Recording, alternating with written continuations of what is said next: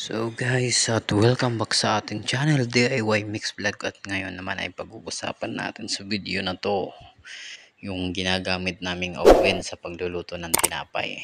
So, samahan nyo ako at tapusin ang video na to. Let's go!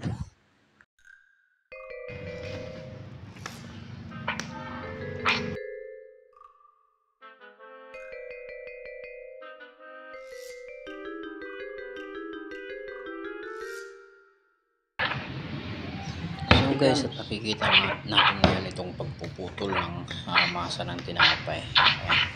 Ayan, ginagawa lang yung ganun ng mga master na kabisado na yung bigat, kung gaano kabigat yung bawat putol.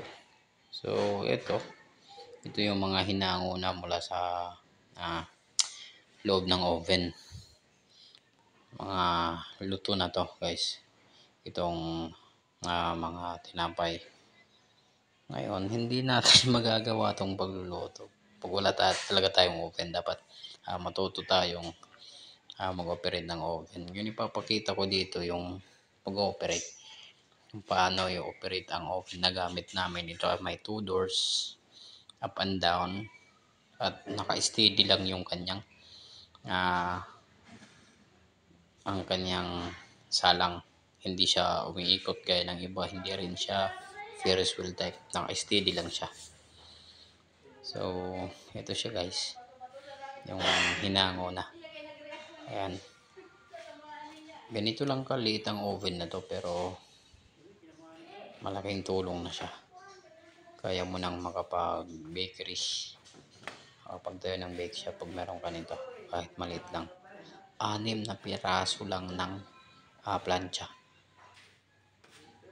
yung nagagamit dito, at depende pa yung laman sa laki naman ng tinapay, putol ng tinapay na nakalagay.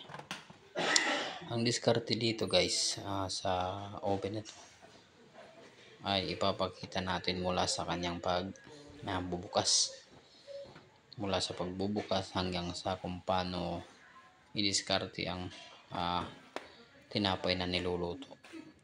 Kaya stay tuned lang guys.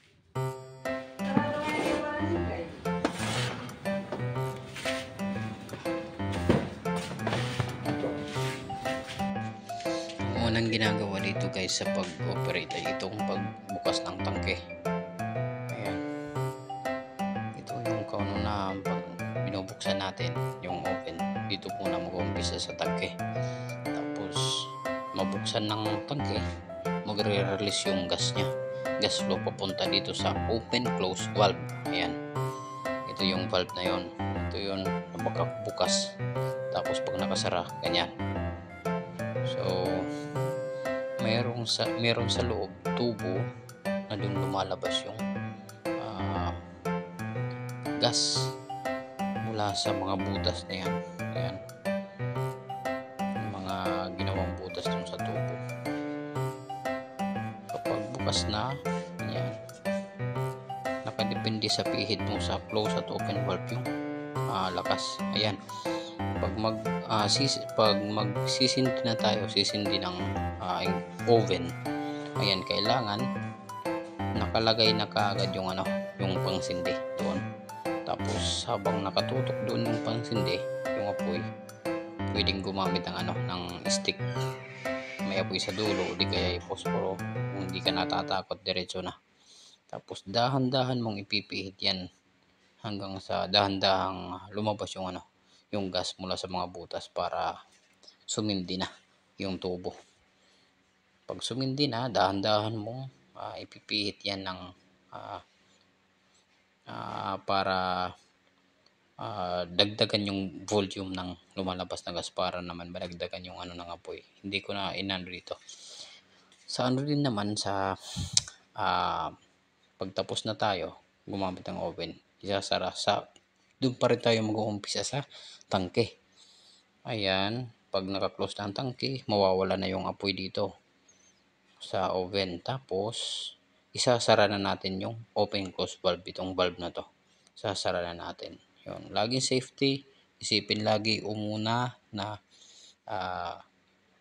doon sa tangke para safe tayo. Magbubukas sa tangke muna. Kapag mag-o-off na ng oven, sa tangke pa rin mag-uumpisa bago doon sa bulb. Okay guys, lagi natin tandaan na common practice yan sa mga sa lahat ng oven na gumagamit ng gas. At sa pag-operate naman guys, bali ang lagi natin tatandaan pag ganitong mga hindi Ferris wheel type, laging nauunang maging brown yung bandang hulihan, yung part ng plancha na nakaturo dun sa likuran na wall ng oven. Doon kasi yung pinaka mas mainit, kaya dapat ayan iniikot natin yung harapan na pupunta sa likod.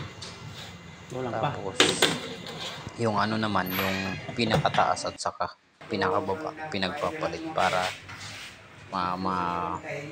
natin mapantay yung tatanggap na init, kasi yung apektado talaga yan na una naapektuhan yung pinaka top at yung pinaka bottom, kaya pinagpapalit yung dalawang yon. Okay guys, maraming salamat sa panonood. Sana nakatulong sa inyo itong video na to para matuto tayo sa pagdating sa luluto ng tinapay. Okay guys, maraming salamat and see you on the next video. Paalam!